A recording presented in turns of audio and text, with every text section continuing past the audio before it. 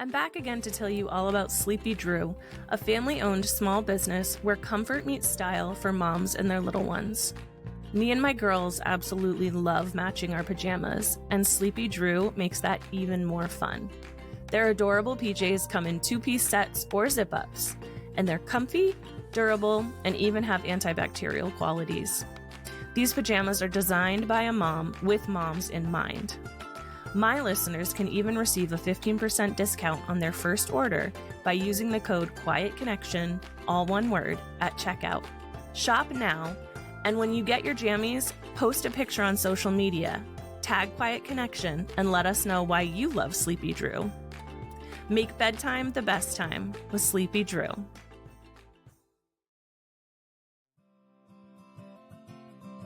Welcome to Quiet Connection, a podcast dedicated to ending the stigma around perinatal mental health. I'm Chelsea. Today, I'm connecting with Rachel. Rachel spent 10 years in hyperdrive, doing everything right to start a family, only to face unexplained infertility and medical trauma. In this episode, we're exploring the silence of the fertility industry and the terrifying yes of the foster care system. If you've ever felt like your path to parenthood was blocked, this conversation is for you. Let's dive in.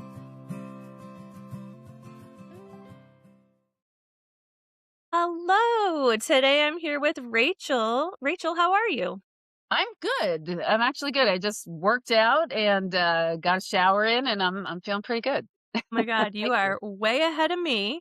Oh my goodness. I just got the kids out the door and ready for school, and then I'm already exhausted. So I'm gonna try to steal some of your energy this morning. Well, I'm really excited to have you. I'm excited to get to know you a little better. And in that vein, I'd love it if you could introduce yourself to my listeners and let us know who you were before you were a parent.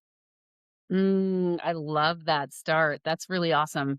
So, my name is Rachel Fulginiti, and I am the host and creator of a podcast called From Foster to Forever. It's about fostering to adopt children.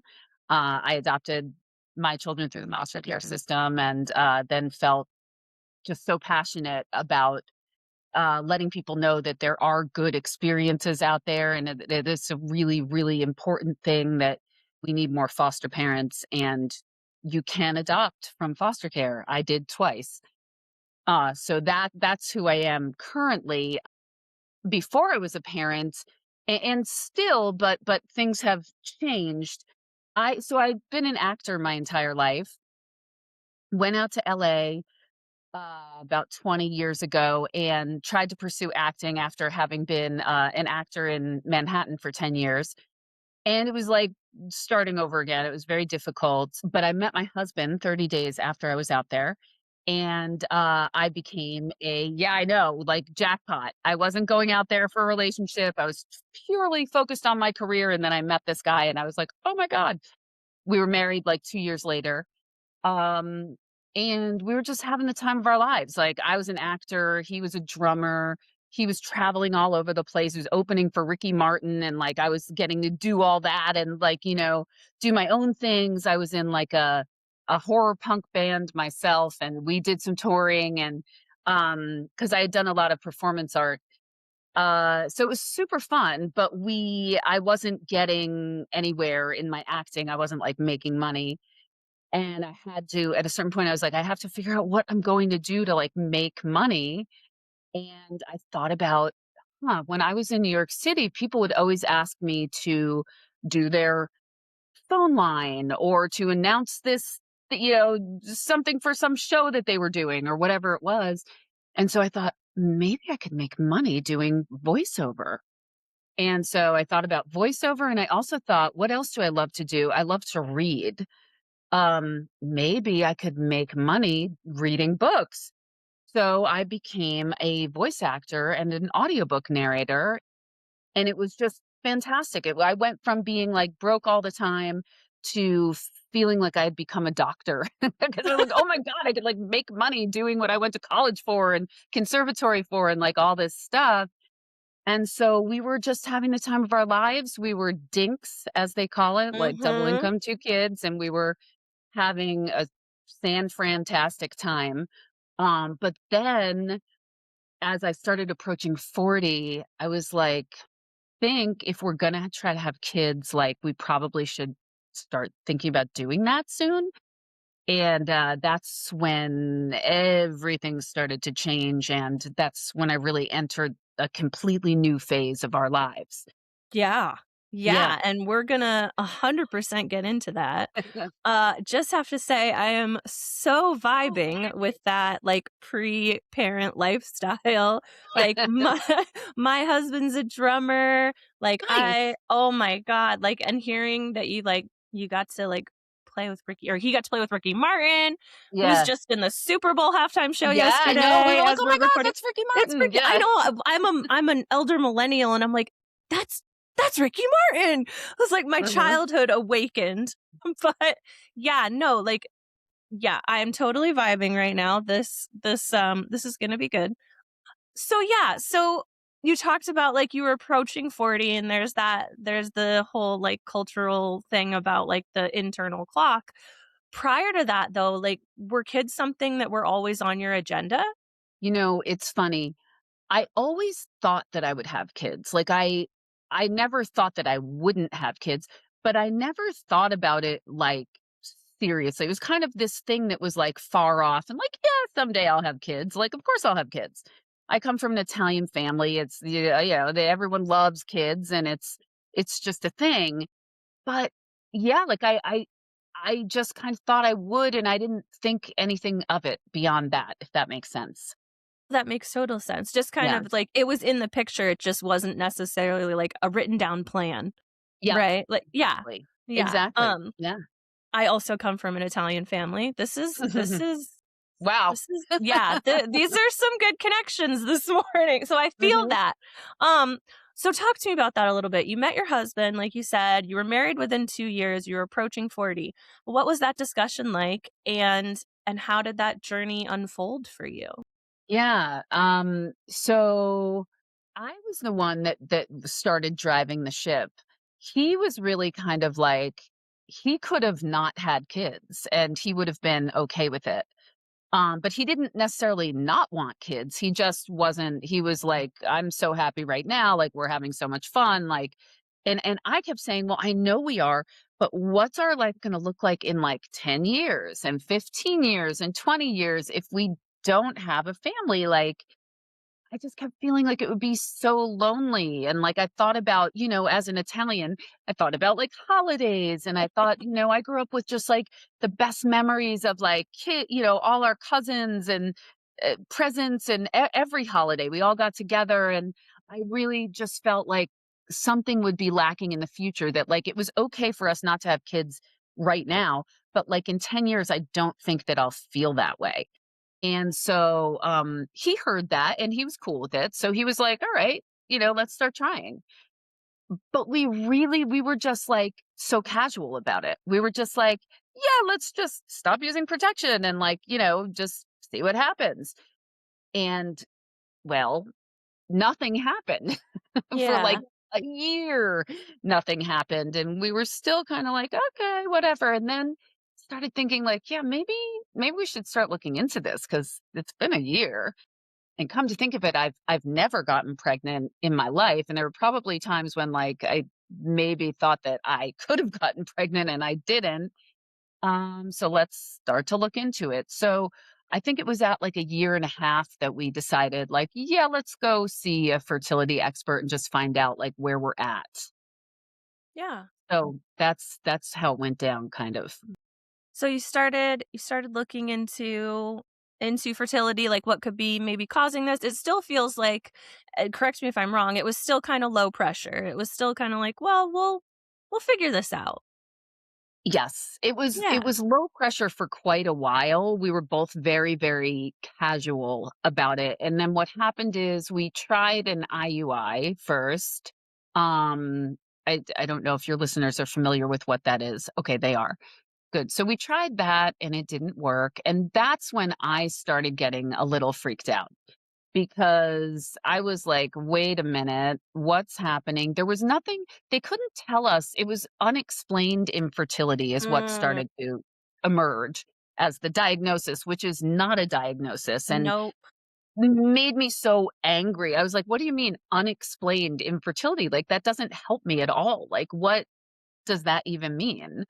"Well, it just means that we don't know why you're not getting pregnant." Like, okay, thanks.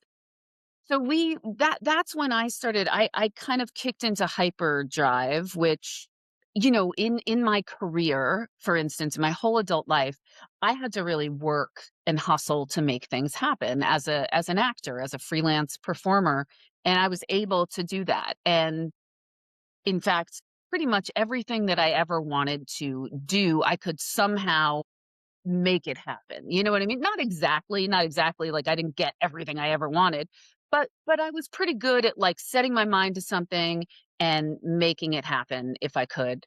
And so I went into that mode. Come to find out, like, years later, upon reflection, like, that was not the mode that I probably even needed to be in.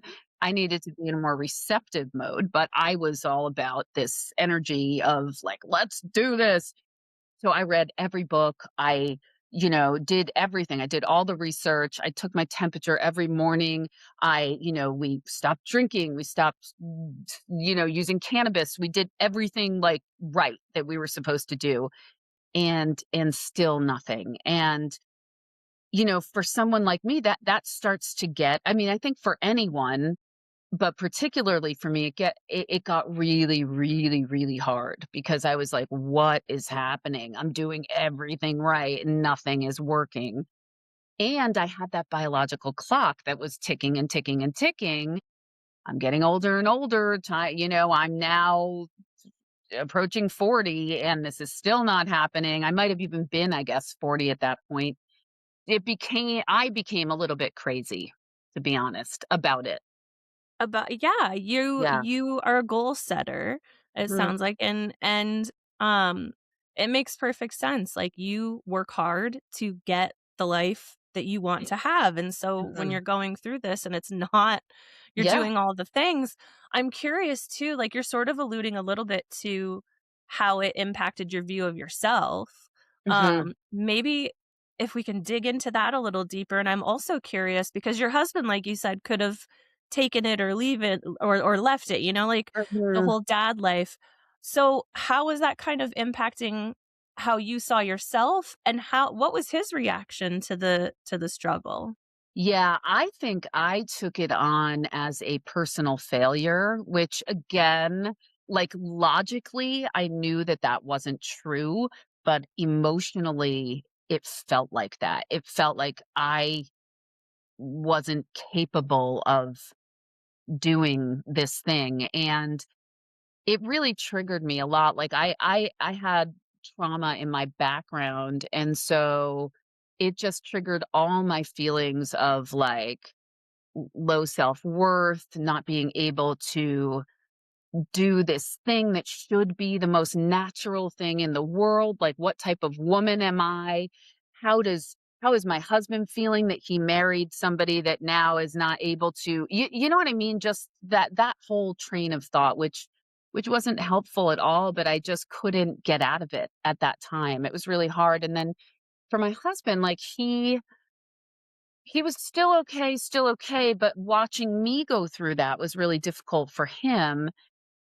And then I think he had sort of invested at a certain point, and that it became really frustrating and sad for him too. Yeah. So, luckily, our relationship is so strong still to this day that we really, were able to come closer together with all of these struggles. I know for a lot of couples that actually pulls them apart. But for us, it really just reminded us, like, "Hey, we have each other." And that's a lot. Some people never get that in their Mhm. lifetime. And we have each other and we consider each other soulmates. So, wow, we already won the lottery. So let's try to be positive about this. But Yeah. it was hard. Yeah. Yeah, absolutely, and I'm curious too, like, I'm so glad that you did lean into each other more. It sounds like it like, exactly like you said, it brought you closer together, it made you stronger. Did you know anyone else at the time who had gone through fertility struggles? Did you have anyone you could confide in or ask questions? It's funny. I did know people that had gone through fertility struggles, but like all of them had a happy ending, or like they all Mm. had like they eventually got pregnant. Like I knew a very good friend of mine had trouble and then ended up getting pregnant naturally. I had a couple friends who had done IVF and it worked for them. Um so I think that's one thing that happens is the narrative out there is very much like you only hear the stories, or you mostly only hear the stories that are successful, right? Mhm. Because nobody else is like itching to like post, I just did IVF and it didn't work, like it's more just like, thank God I did IVF. So you know what I mean? So it was very, very difficult.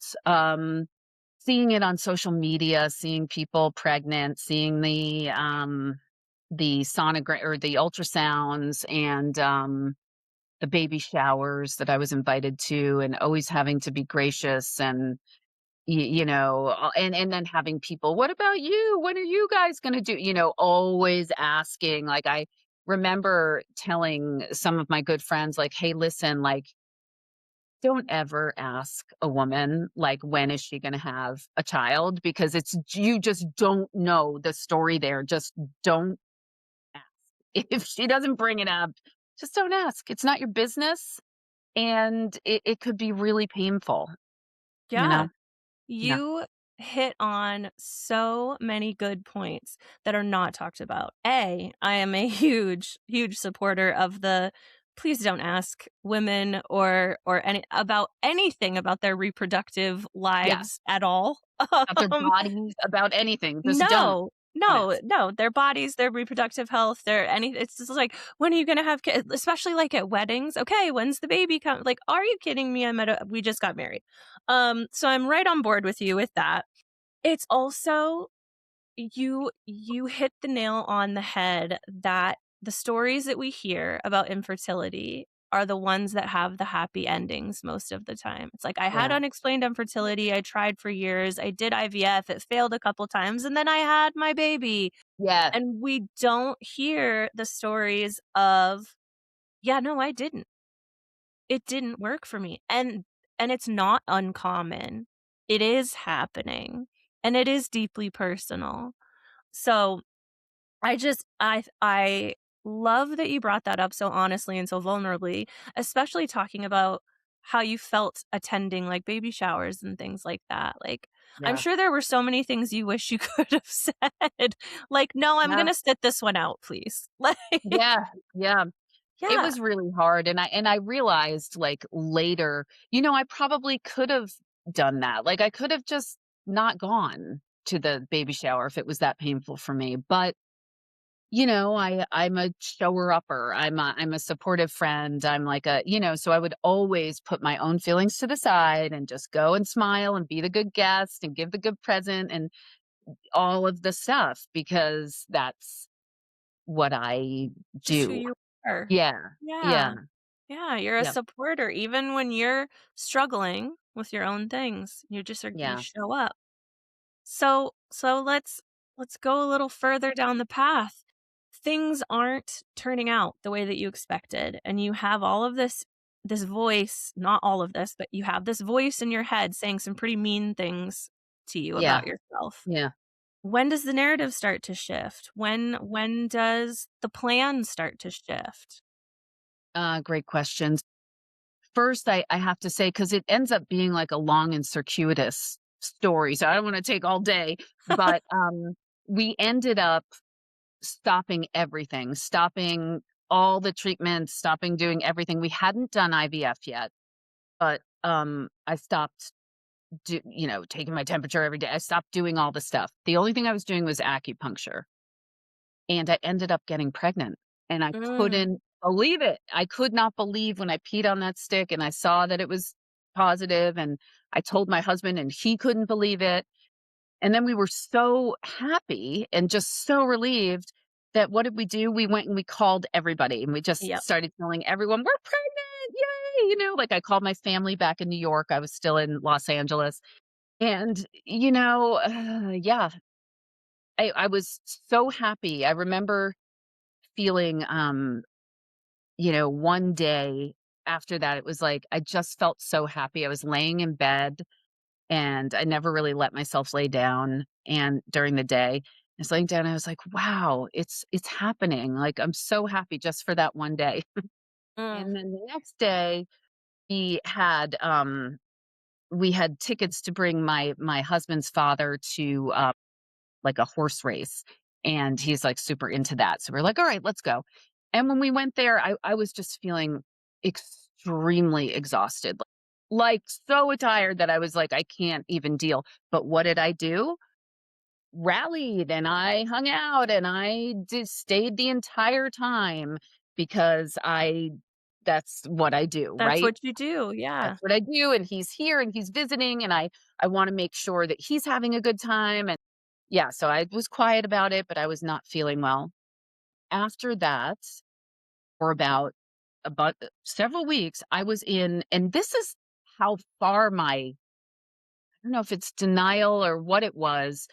I was in severe pain. Like, I would Mm. be doing my normal, um, 2.5 mile hike that I did in Elysian Park, like, uphill, and I literally be like, "Oh my god, I can't even walk, like, I can barely walk." But did I go and, like, check it out? No, I didn't. I didn't. I just was like, "Maybe this is how you're supposed to feel." I've never been pregnant before. I don't Yeah. know. Like, yes, I'm tired. Like, yeah, it's really sad. I didn't, and I was in a lot of pain, and then, finally, we got to my first ultrasound, and, another mistake I made is I went by myself. So, Joe, my husband he had to work, and I was like, "Don't worry, honey, it's fine, like, just I'll go and I'll send you pictures," and, like, it's so cool because I just thought for sure, like, this is it, and this is gonna be amazing, and we're doing this. And sadly, when I went in for the ultrasound, it was the whole thing where I'm chatting with the nurse, I'm on the table, and all of a sudden she stops talking. I'm like, what's happening? And she's going over it and looking at something that I can't see. And then she's like, hang on just a second. I'll be back. And she goes out and then she brings somebody else in and they're both looking at it and going over it and over it. And I'm just sitting there silent, like, what is going on? And then eventually they finally told me that there was no heartbeat. And yeah, it wasn't a viable pregnancy. And so that was like extremely heartbreaking. Heartbreaking. Like I was a wreck. Like I lost it. And the facility, the people there really did not know how to handle it or how to Mm. handle me. They did not, Mm. they just didn't even like I excused myself and went to the bathroom, or I guess it was over, and then they were like, you can go to the bathroom and get changed, and I lost it in the bathroom. And then I was just bawling my eyes out, and I remember walking out, and it was this long hallway, and I just remember and I was sobbing, and I just remember the people at the desk, like, just looking at me and just like, "Oh," and, like, just letting me go, Ugh. and, I mean, can you imagine that? Well, sadly, yes, because this is this isn't the first time I've heard a story like this, and I feel like again, I don't like to put my opinions I don't like to insert my opinions, but to hear so many women, and birthing people describe the experience of going to the ultrasound and that silence that you talk about and the, like, "Okay, I'm gonna go get someone else," not info No, not telling you. I understand that an ultrasound tech isn't supposed to, like, tell you things. I just truly feel like there could be a different protocol in Yeah, those situations. agree. And I think that there are probably places that exist that do have, like, a Yeah, quiet room where you can but I've heard time and time and time again, it got quiet, it got awkward, they told me my baby had no heartbeat, and then I had to go. yeah. They didn't even say anything like, "Do you wanna, like, talk about it, or do you wanna like, a quiet room? Do you wanna take some time?" just go get dressed, okay, like Right. And I so when you say, like, "Can you believe that?" Sadly, yeah. yeah, And that is so heartbreaking to me. yeah, Especially I mean, any situation like that is completely heartbreaking, but especially, like, in your case, where you had been killing yourself, like, doing all of the things yeah, to make this happen, and it finally happened, and for them to just be, like, kind of like you just weren't there. yeah, yeah, Yeah. yeah, which, again, was super triggering for me because as a young person, that's what happened with my trauma. I mean, that was just completely repeating a pattern for me of being invisible, like suffering like this horrible trauma and everyone acting like it didn't happen. And like Ugh. it, yeah, it just like a real mind F, if you know what I mean. Like, Yeah. just, yeah. So Yeah, that sent was, you back to a really, really uncomfortable place. yeah, yeah, Yeah. yeah, that was, I ugh. So I I do say I'm sorry that you experienced that. yeah, I'm sorry for every person that has to experience that. Like I said, it doesn't seem like it would be that difficult to come up with a different protocol right. that that kind Yeah. of doesn't leave you feeling just like a body on the table, you Yes. know? Yeah, Yeah. I agree. I wonder if they could, like, have a button and press the button for somebody else to come in so that that person doesn't have to leave, and maybe to Yeah. just inform you, like, "Hey, listen, I just want somebody else to take another look at this," and, we're I mean, I don't know how you could do it to make it because it's still gonna be painful, Yeah. but it doesn't have to be like you're saying, to make the woman feel like she's invisible. Yeah. Yeah. Yeah, absolutely.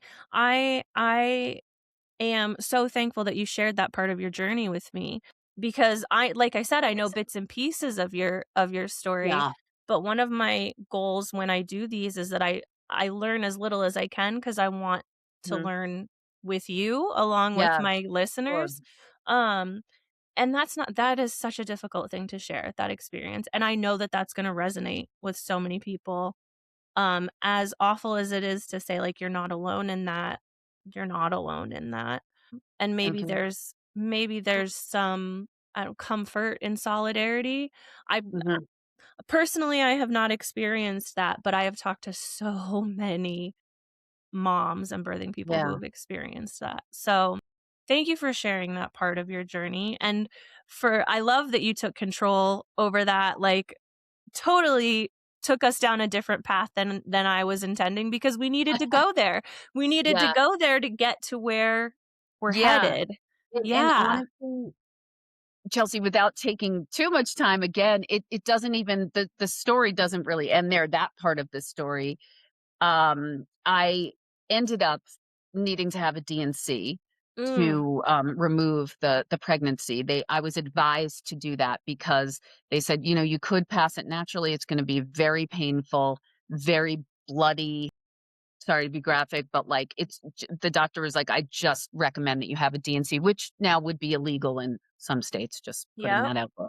Yep. Um, so I said, "Okay," my husband and I decided, "Let's put it behind us." Everyone was like, "At least you know you can get pregnant," like, that was, like, the Ugh. thing everyone said, like, everyone said, Yes. Okay." So I have the DNC.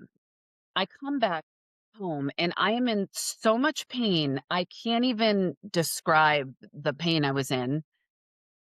Goes into the night. I start vomiting profusely over and over and over again throughout the night Mm. in so much pain I can't even deal. We get to the morning and we call the doctor, like, "There's something going on, like, she is not." My husband calls, like, "She's not okay. Bring her to Okay, you need to bring her to go get another ultrasound, blah, blah, blah." So we go trekking back up to the doctor, we get another ultrasound. Nobody can figure out what's happening, but I am in, like, like, you would just press on my belly and I would just be in severe pain. They finally admit me to the hospital. They do a 5-hour exploratory surgery, and, I find out later, after the fact, that it was another pregnancy. I had had a heterotopic pregnancy, a pregnancy outside of my ovary, so not My even in the gosh. fallopian tube. Yeah, and they took my fallopian tubes while they were in there. They took one actually, because he just said it wasn't viable.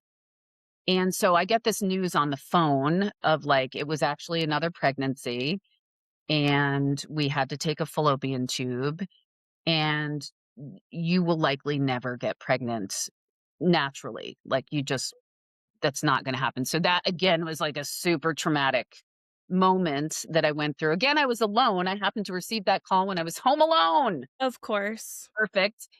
Um, and so yeah, so then that we were reckoning with that. Doesn't end there though. Decided I heal up from that surgery that the doctor advises the only way that you might be able to get pregnant is if you take out the other fallopian tube and then you do IVF. And that, you might get it that way. So after healing and all of that, and then I get the other fallopian tube removed, we try IVF. We went through it twice and it didn't work either time. So again, like the length of time and the amount of trauma and what my body had to go through, the whole thing, it was just so dark and exhausting. We found out, and we had no money. We were at this point in like severe debt, especially over the IVF, which we had done on a credit card.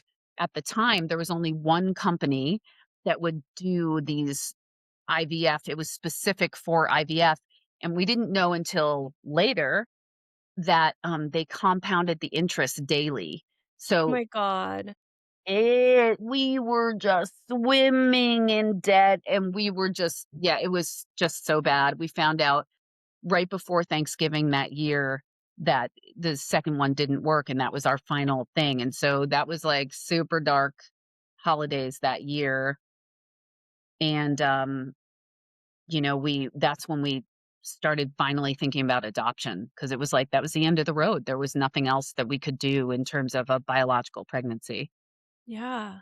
Oh, yeah.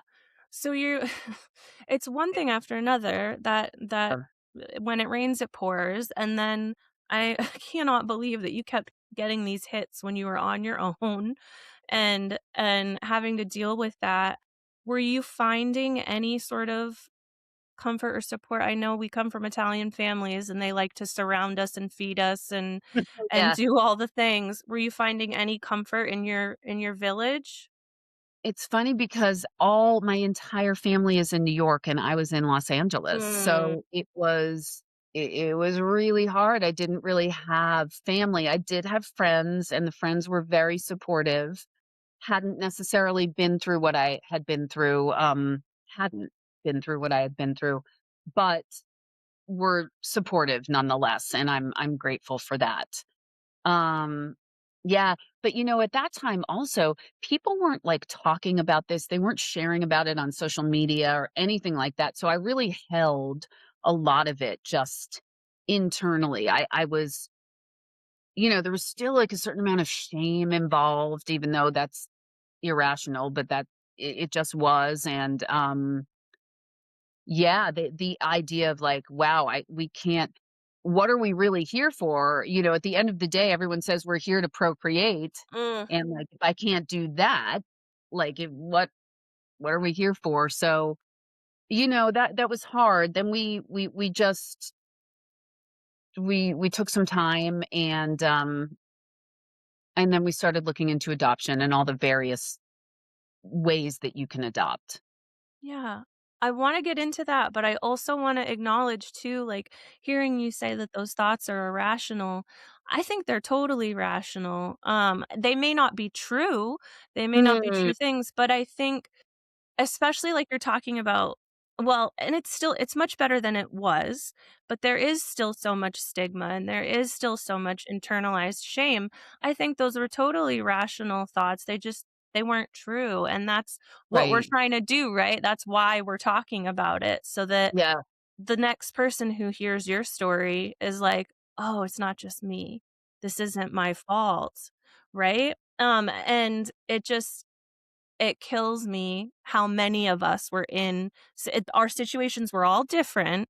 None Yeah. of it they're all unique, but because we didn't feel like we could talk about them, the internal blame and the internal shame. So I kind of want to like hand your power back a little bit to you and be like, no, those are that makes sense. That makes sense Right. given what the cultural like standards were and what you had access to at the time and what the expectations Sure. were. But it wasn't true, like you said, and you took some time, um, and you decided you wanted to go the adoption route, and you didn't go straight to adoption, though. Right. Well, so we took some time. Then I had this whole thing where I was like, am I just programmed to think that I have to have kids? So like I Mm, went through a serious time of really being like, do I really need to have kids? Like maybe we don't need to have kids. Why am I thinking this?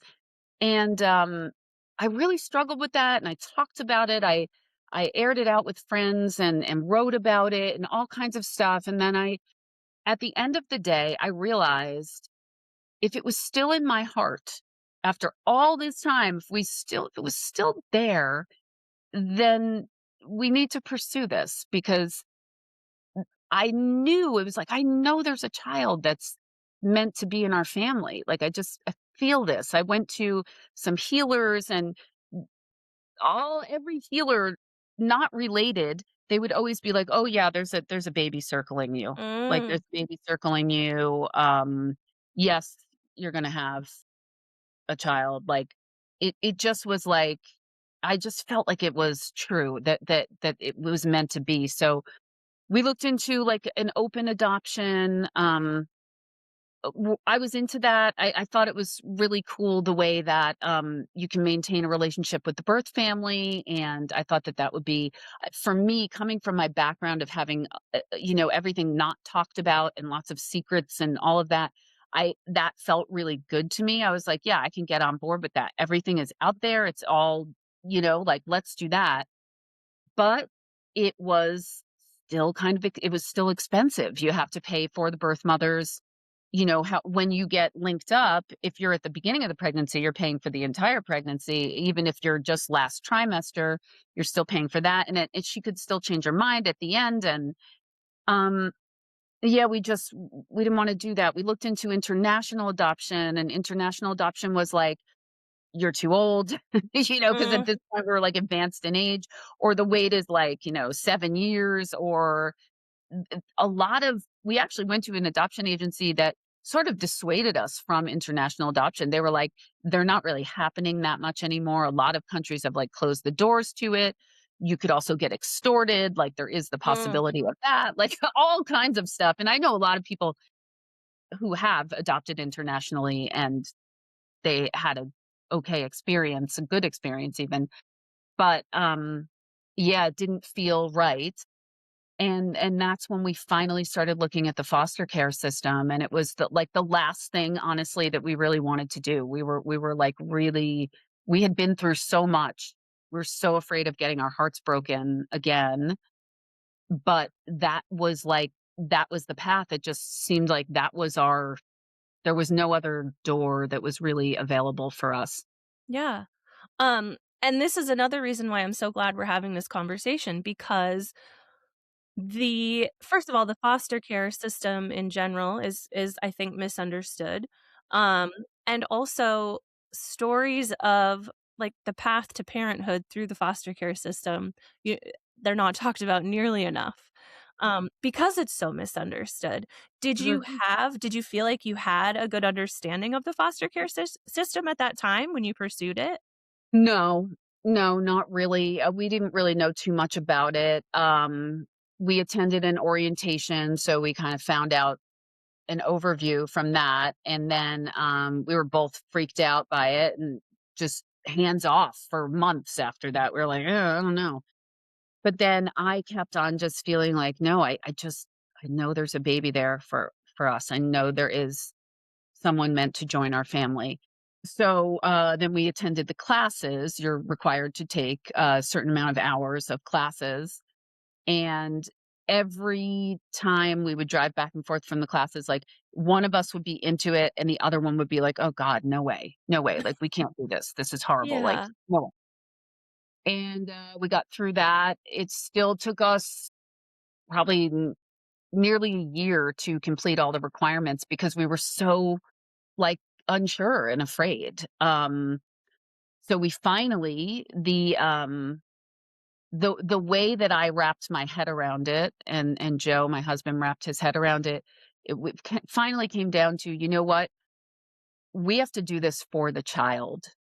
This is not about us anymore. Yes, we hope that the child that we are placed with, that can be a forever family for us. We hope that so much, but that's not what it's about. It's about providing safety and love and support to this child. And if they're meant to stay in our forever family forever, they will. If they're not, that's their path and their journey, and we have to respect that. And at least we got to do something so important. We got to be there for this other human being. What other thing could be greater in life than to do that for someone? So that's how we went into it. Yeah. Yeah, you did it's a total shift of mindset, Yeah. and, I think you kind of summed up beautifully why a lot of people do pursue the foster care system. It is you are providing safety and love for a child, and whether that's for a few days, a few weeks, a few years, forever, you're that safe space.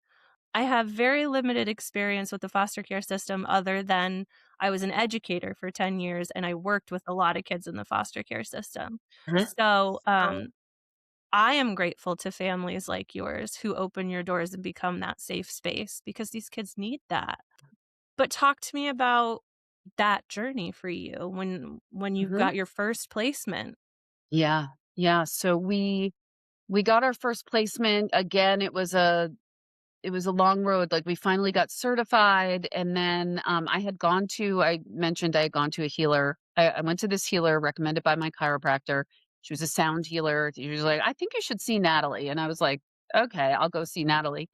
Went to see Natalie, and Natalie, I said, "Natalie, I'm so nervous because I'm the person that is gonna take the phone call." If Mm, you're a couple, at least where we were in LA, they designate one person as the phone call person, when they have a placement. And they say, like, you have to decide on the spot. You can't, like, check in with your partner. You can't, like, go back and forth because this child it's an emergency. They need to have a placement. So we both agreed that I would be that person, but I also felt this tremendous weight of like, oh my God, like, I want to choose well. I just want to choose the right one. How do I know? We got 5 calls before we got the call for my daughter.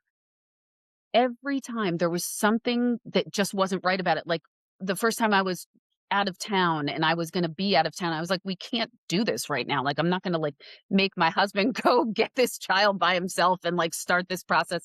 Then I got home, I was really sick, and I was like, "I mm. can't do this right now. I'm, like, super sick, and, like, this isn't," da da da da da, went like that. And the Natalie, the healer, had said, "When you get that phone call, here's what I want you to do. I want you to take a moment, put your hand over your heart, and just tune in.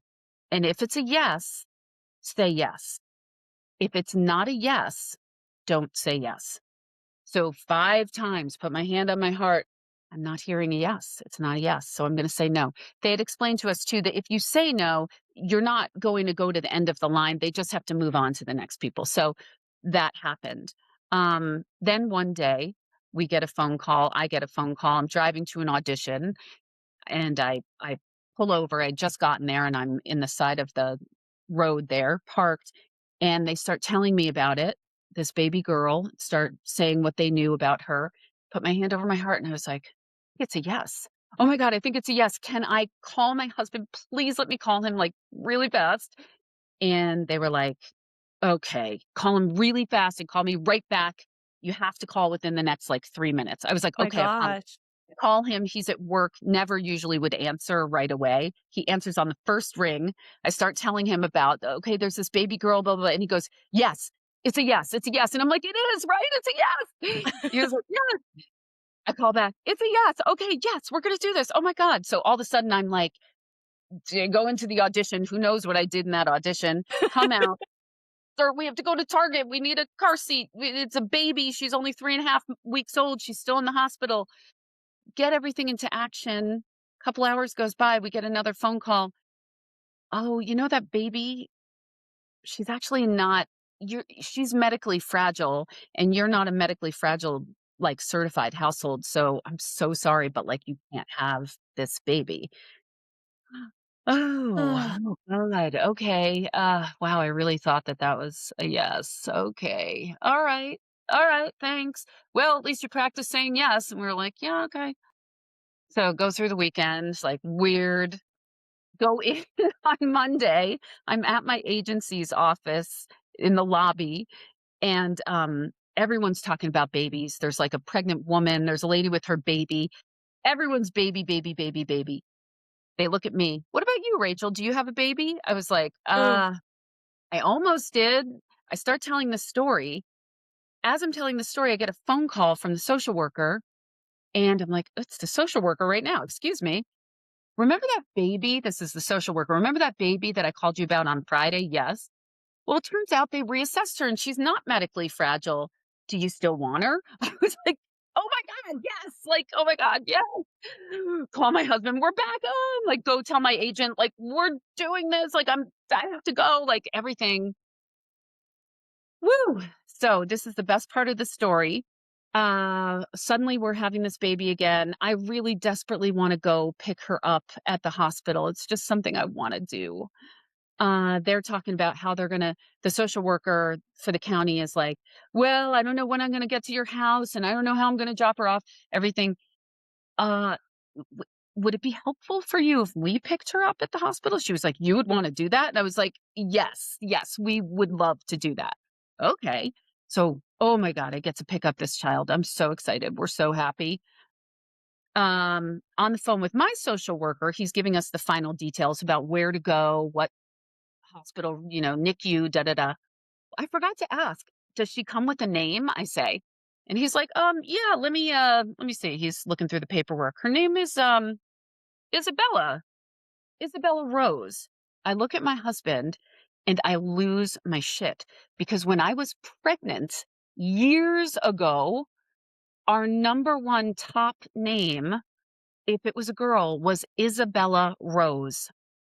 And I No. literally have the journal entry still that where I was writing a letter to this unborn child, and I said, "And if you're a girl, we wanna call you Isabella Rose." Oh my gosh. I know. Unbelievable. Oh my gosh. Yeah. So I am admittedly very woo woo. Same. and Mhm. and that is just like that is divine Yeah. timing. That is divine like every oh my gosh. Yeah.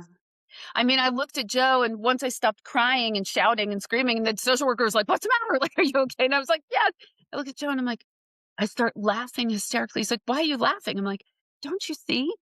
This is our baby. Like, there is no way. You cannot tell me that this is not our baby. This is our baby. We're going to pick up our baby." Like, I had said over and over to God when we started this process, okay, God, just let me know if it's the right placement, that the child that's supposed to be in our forever family. Please don't speak in code. Just be really, really clear, please. And when I got that message, I was just like, yeah, I this don't know is how you could be more clear. it couldn't be more clear. I mean, that's nuts. Yeah. Oh, Yeah. so you did you get to pick her up from the So we hospital? got to pick her up. We brought her home. And in fact, there were never any visits with the biological parents. They were MIA. And, we didn't have to, I shouldn't say we didn't have to. I should say we didn't get to because it would have been nice for her, but we did not do visits. It just wasn't in the picture. The whole process still took 2.5 years. It was still really, really frightening on a daily basis of not knowing if we were gonna get to stay together, but I kept on holding on to that and just like, "No, I just have to believe. I have to just keep believing." Yeah. And Yeah. there's so many layers to that too, and I'm glad that you like, I'm super intentional with my language, and so, like, Mhm. when you made that little, like, alteration so that you didn't get to, it Yeah, acknowledges, like, you still had that hope that your daughter would be able to at least know her birth family. absolutely. Yeah, Um, and that is something, again, that's stigmatized to talk about, like, when you're talking about fostering and adoption, like, well, what about the birth family, and what about what they want? And so it's sad to hear that you didn't get that opportunity.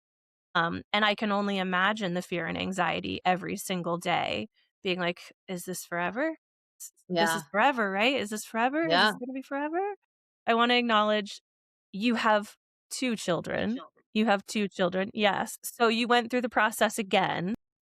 We did, and Yeah. there's another magical story there. I'll just tell it briefly.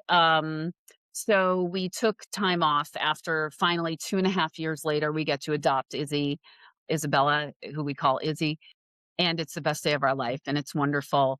And we're so exhausted, like mentally, emotionally, so Yeah. drained. They start asking us right away, "Do you want to do it again? Do you want to do it again? Like you guys are such a great family." Like, and we were like, "No, we can't. There's no way." So we take like maybe 3 years off, and then we decide, okay, let's throw our hat in the ring. We get recertified. We don't get a phone call. Don't get a phone call. Almost decided like, okay, I'm like approaching 50 now, so I'm like 49. It's the summer. We go up to Sacramento. We're thinking about getting out of LA. Go to Sacramento. Driving home, both of us are like, I don't know. I just don't feel like I'm done with LA yet. And my husband's like, yeah, me either. Like, let's just stay. Monday, we get a phone call, a text message. Baby boy safe surrender, born 2 days ago. Are you in? My First of god. all, safe surrenders don't happen. We were told that right away. Like, don't try to get a safe surrender because it barely ever happens. It's like a unicorn. Just don't even put your mind to that. Secondly, I go 2 days ago. 2 days ago was my husband's birthday. They were born on the same day. My This gosh. is it. This is our child. Like, yes. The answer is yes, because there is no way. Again, I said, don't speak in code, God. Yeah. Okay, they have the same birthday. Like, that's pretty, I was like, yeah, this is it. This is our boy. Yeah. How long did that process And that take? was still a 2-year process to go Yeah. through that. Yeah. Yeah. Oh my Yeah. goodness. So, yeah, we could do literally, like, an entire season on this story and on, like, diving into adoption and fostering and Yeah. all of the complexities and all of it. I think what I'm really curious about right now, though, is on each of those days, on those days when the adoption finally went through with your daughter and with your son, I don't even wanna say, like, what was that feeling like? Because that is probably far too complex to answer, Yeah. but you had gone so long with these voices in your head telling you all of these things. "You're not meant to do this. This is, like, this isn't gonna Yeah. happen for you." How did those voices change on those days? Did they change? Yeah. I mean, they totally changed. Yeah. I the adoptions, both of them, the adoption days were like spontaneous healings for me. Like, no lie. Like, just somehow being in that courtroom both times, and after all of the stress and the trauma that we had gone through, to then be surrounded by our closest friends and to be in so much joy was like a spontaneous healing. And I also came to accept that, this was our path, and these are my children, and I am meant to be a mother. And, the acupuncturist told me long, long ago, I remember her saying, we don't know. She goes, we don't know how they come, but everyone always seems to get the same baby, the right baby. Mm, And I just really I didn't understand it then, and then I understood it now. It's like, these were our children. These were the children meant to be in our forever family, and this is how they had to come in, yeah. you know? Yeah, and it definitely doesn't negate all of those years and all of that suffering and all of Yeah. but what a beautiful way to sum up that journey? I mean, that's like a in a nutshell way of saying that, but, like, Yeah. what a beautiful way to look at that journey to now you have your 2 children who I am like I said, I don't like to infuse my opinions, but today apparently I'm breaking my rules. I mean, I'm following you, like, the signs were there. The Yeah, signs were there. times were there. Oh my goodness. So I have I have, like, 2 more things I'm curious about before I bring us home. But yeah, we like I said, we could talk about this forever. One of the things I'm curious about, because when you initially were talking about adoption, you were interested in open adoption. Have you been open with your kids about your journey to getting them in your forever family? Absolutely. Yeah. I mean, I haven't told all the details. I'll be happy to do that when they're older. I don't think they Yeah, need all the details right now. But we we absolutely they know that they're adopted. They know how long and how much we wanted them and wished for them. There's actually a children's book called Wish that's a really, really beautiful book about just that, about how this couple waited and waited and waited, and you didn't come, and then finally you came. And so I've shared that with my kids since they were really little. And yeah, it's incredibly important to be, I think, open about it, and I am in touch with my daughter's, uncle. So her birth wow. father's, um, brother, we got in touch, and I've been able to maintain a relationship with him, not too much, but sending pictures a couple times a year. They've done a Zoom together. First, I just did the Zooms with him to just make sure everything was cool, and he's just the sweetest guy. And now they've met and, hopefully someday we'll meet in person and that kind of thing. Yeah, and the only reason I ask is because, again, like, you are smashing stigma in that sense too. By being open and talking to them about it, there's not shame associated Right. with it. There's no questions associated with it, right? Like, they know that they came into your family and how they came into your family and how wanted they were and how loved they are, and, um, so it's less a curiosity of, like, so did you try to figure out their families or blah, blah, blah, and more Yeah, about, like, yeah, you are breaking down those barriers and smashing the stigma and allowing them to know their own origin story, right?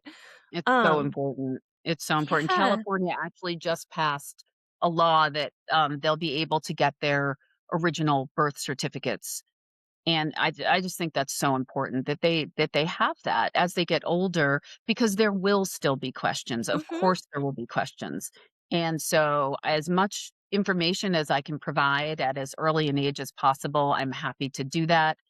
And if they wanna seek out their birth parents at some point, I will be open to helping with that, you know? Yeah.